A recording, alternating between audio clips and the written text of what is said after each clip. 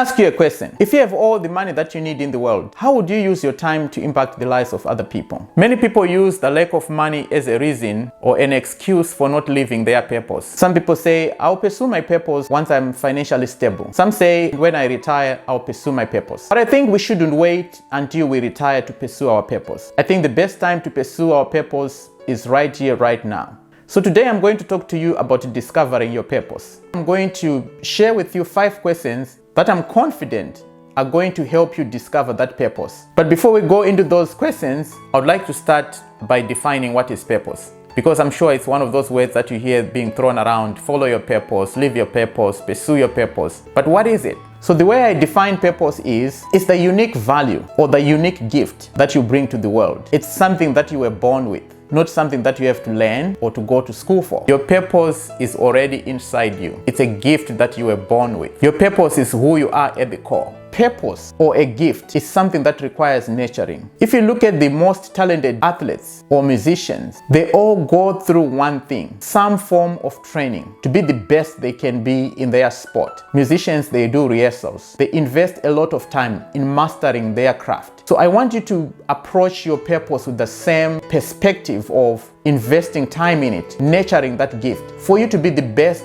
in that whatever area that you have a calling for. With that, I'm going to ask 5 questions, and with those 5 questions, I want you to provide the top 3 answers for each question. I want you to eliminate every limitation, everything that you think can be a hindrance for you to pursue your purpose. Whether you say, I'm not qualified, I'm not educated, or I'm not experienced, or I don't have the money. We want to get rid of all the excuses and all the hindrances. Okay, good people. If you are getting value from this video, please like and share the video. And subscribe to the channel. This will help us reach more people. We are on a mission to change lives, one person at a time. So join us and spread the word. With that, I think we can go into the questions now. So question number 1, what brings you joy? Or what is it that you love to do? Think of this as something that you can do for free. Something that you love so much that even if you're not paid, you still do it.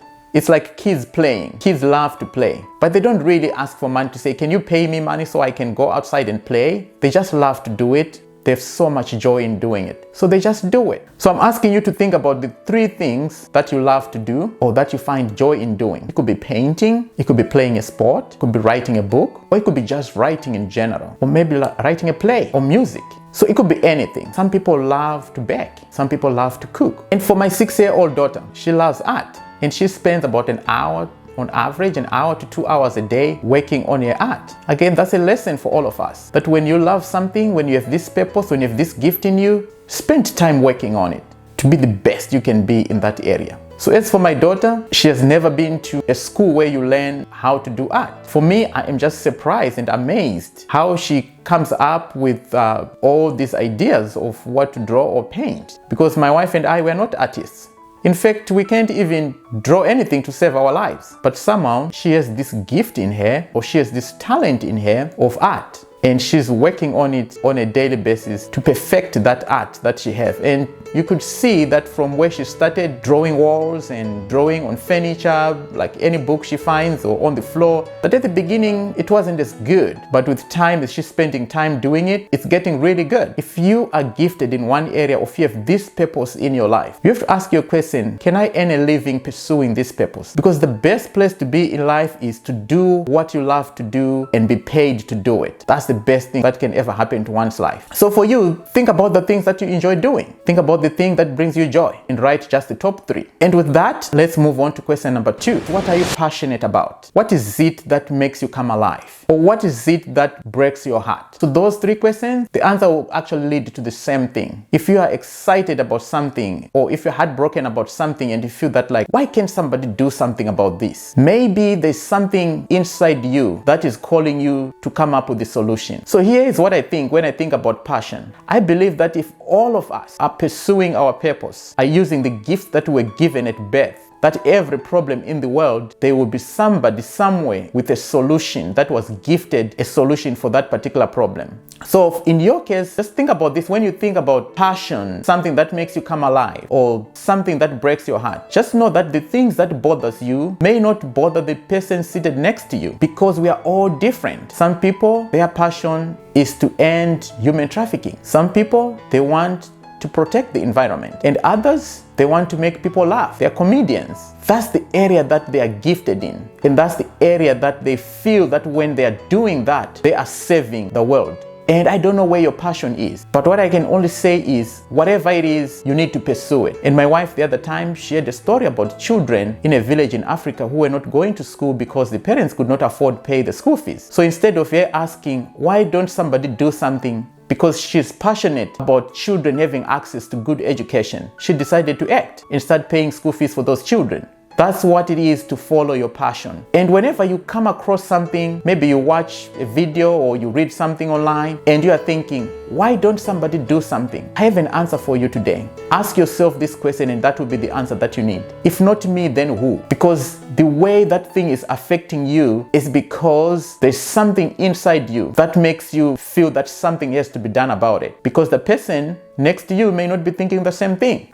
But you do because maybe you're passionate about that thing. Or maybe you have the solution to that particular problem. Or maybe you have the solution to that particular invention that is needed, that is missing in the marketplace. So that's how you think about your passion. So whatever it is, whatever passion you have, whatever that breaks your heart, whatever the thing that makes you come alive, I want you to write top 3 of those things. So now let's move on to question number 3. And question number 3 is, what are you good at? What is it that comes natural to you? So you see, I have a 9-year-old. He taught himself to read. And by the age of 3, he could read most books very fluently. How he did it? No idea. He did not even understand the phonics and all that way that like you learn in school how to read. Somehow he just learned how to read. Even at school, one of his teachers was telling me the other time that he is my reader in class, because whenever she asks someone to volunteer to read, he will be right there. Why? Because it just comes natural to him. So think about your own situation. What is it that you are good at? What is it that comes natural to you? Think of something that you can do effortlessly. Maybe other people may struggle, how do I do this? How do I do that? But for you, it just comes effortlessly. You just do it. Whether it's baking, whether it's writing, it just comes natural to you. So now let's move on to question number 4. Question number 4 is all about others. What do other people say you are good at? What do other people compliment you for? And what do other people come to you seeking advice for? You know, sometimes people around us, they see the gifts in us before we even see them ourselves. So whenever they're coming to you, whether they're asking for marriage counseling, maybe in their mind, they are seeing a marriage counselor. If they're asking for financial advice, maybe when they look at you, they see a financial advisor. You can use the people around you as a sounding board for your purpose, for your gift, because they can see it. Maybe you are not seeing it, but if you ask someone like, what is it that I'm good at? Your friend or your family, they'll just tell you just like this.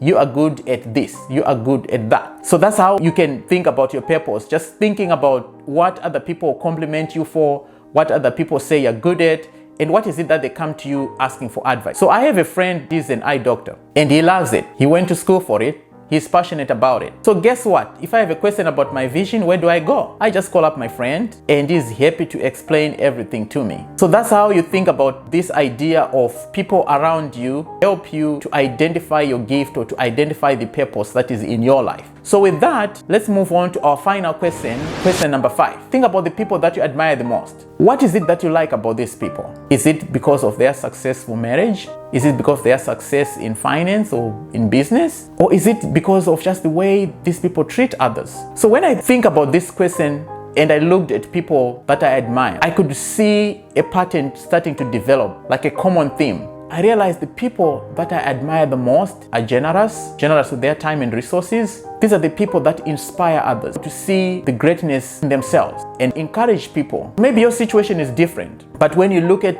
all the people that you admire, what are the top 3 things about these people? Maybe the characteristics or something that you look at and say, wow, I really like person so and so because of this. By now, you should have about 15 responses. So now, how do you narrow it down from 15 all the way to just one thing? So the way you do it is look at all your answers. Rank your responses from highest to lowest. The one answer that appeared the most, you put it at the top. And then just take the top 3. Then look at those top 3 and say, which one of these top 3 should I be pursuing right now? Maybe you really feel passionate about writing books. So that's the question that is at the top. So now the question that you ask yourself is, how can I live my purpose and have the marketplace pay me? Can I write books and people pay me to read my books? Can I write like maybe plays that can be adopted in movies? We don't want you to live your passion and be starving at the same time.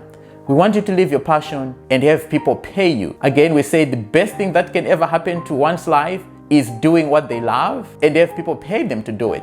When I look at professional athletes, I'm like, these people are living a dream. They love to play the sport, but somehow somebody is paying them millions of dollars to do what they love. It doesn't get better than that. I heard someone say the best time to plant a tree was 20 years ago, and the next best time is right here, right now. But the best time to pursue your purpose was 5, 10, 15 years ago, maybe 20 years ago. I don't know how old you are.